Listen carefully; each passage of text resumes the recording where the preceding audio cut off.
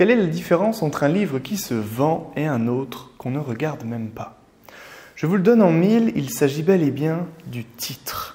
Que vous soyez en librairie, à la Fnac ou même sur YouTube, vous vous arrêtez ou vous cliquez devant un titre qui vous parle. Mais quels sont les grands principes derrière un titre mémorable? C'est ce que nous allons tenter de voir au cours de cette vidéo. Vous allez ainsi être capable de trouver des titres accrocheurs pour devenir visible aux yeux des autres.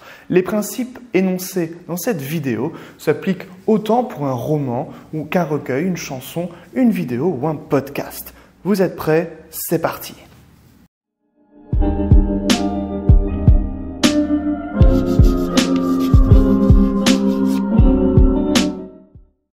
Bien, vous venez d'achever l'écriture d'un livre ou le tournage d'une vidéo et là, c'est la galère. Vous n'avancez plus car vous n'arrivez pas à trouver ce qui, pourtant, paraît simple aux yeux de tous, un titre. Pourquoi celui-ci est si difficile à trouver? Il ne s'agit pourtant que de quelques mots, une phrase tout au plus. Eh bien, nous avons là, justement, toute la difficulté de l'exercice, l'art de la synthèse. Le titre, c'est l'essence de l'œuvre. Et un bon titre doit à la fois être captivant, surprenant, beau et simple. Souvent, un mot suffit, et Victor Hugo, par exemple, l'a bien compris. Les Misérables, les Châtiments, les Contemplations, etc. Tous ces titres sont simples et vont à l'essentiel. Synthétiser, c'est réconcilier deux idées opposées afin d'en dégager un sens nouveau. Il y a dans l'art de la synthèse quelque chose de semblable au haïku, condensé du sens en peu de mots. Le haïku, c'est le plus petit poème du monde, 17 syllabes, pas plus. Faites donc cet exercice du haïku, écrivez-en 3 qui expriment la même idée. Vous voilà déjà beaucoup plus proche de trouver un bon titre. Maintenant, réessayez l'exercice, mais plutôt que d'écrire un haïku, écrivez un mot ou deux en saisissant l'essence de votre idée. Si vous n'y arrivez pas de souci, c'est normal, ça demande beaucoup de pratique. Pour vous y aider, voyons quelques exemples et les principes qui s'y en dégagent. Même si le titre est simple par nature, il n'est pas exempt de figures de style. Une figure comme l'inversion, aussi appelée anastrophe, peut être très intéressante dans un titre. C'est ainsi qu'un film s'intitule « De battre mon cœur s'est arrêté ». L'anastrophe donne au titre un caractère noble, poétique et original. Vous pouvez également jouer sur la surprise et le caractère brut du titre. Je me souviens avoir eu un fou rire avec ma compagne en voyant un livre intitulé « Les aigles puent ».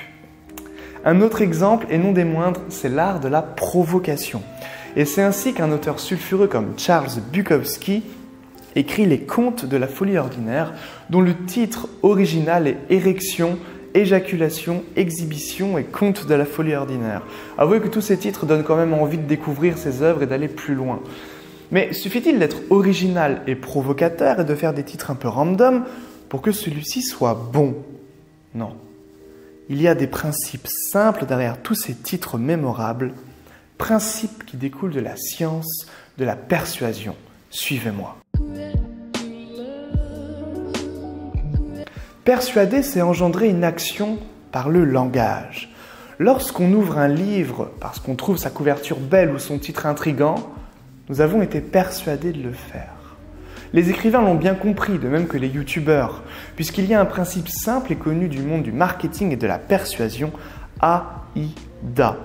AIDA est un acronyme qui signifie attention, intérêt, désir et action, ou appel à l'action. Toute la difficulté d'un titre, c'est qu'en quelques mots, il doit cocher toutes ces cases, tous ces critères. Un titre doit donc capter notre attention, susciter de l'intérêt, provoquer du désir et enfin nous permettre d'agir en ouvrant l'ouvrage ou en cliquant sur une vidéo.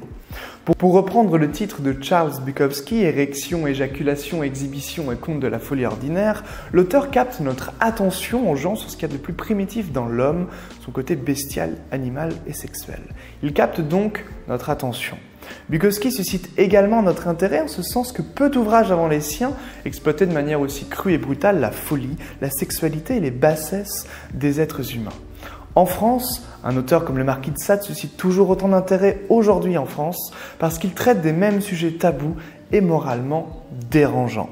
Pour ce qui a trait au désir, la troisième lettre, donc le D de Aïda, c'est par cette nouveauté et par ce caractère irritant et provocateur que Bukowski attise le désir chez son lecteur. Ça a l'air fou, ça a l'air drôle et franchement à contre-courant du politiquement correct et de tout ce qui se fait dans la grande littérature.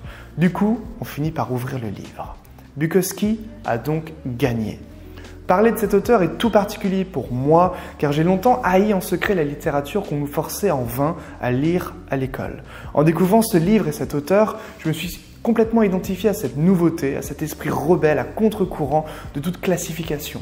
Ivrogne misérable pour les uns, génie incompris pour d'autres, cet auteur aura eu le mérite de me faire entrer sur le chemin de la littérature et d'en faire émerger une véritable passion. Et tout cela grâce à un titre mémorable.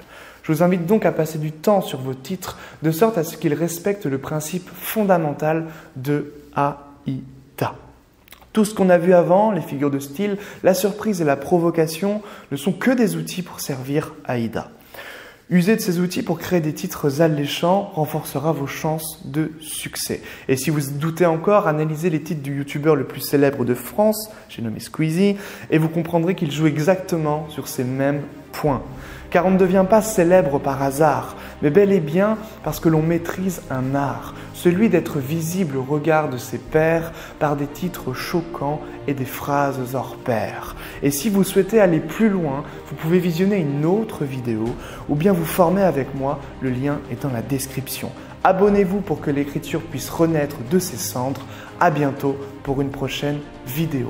Prenez soin de vous. Ciao.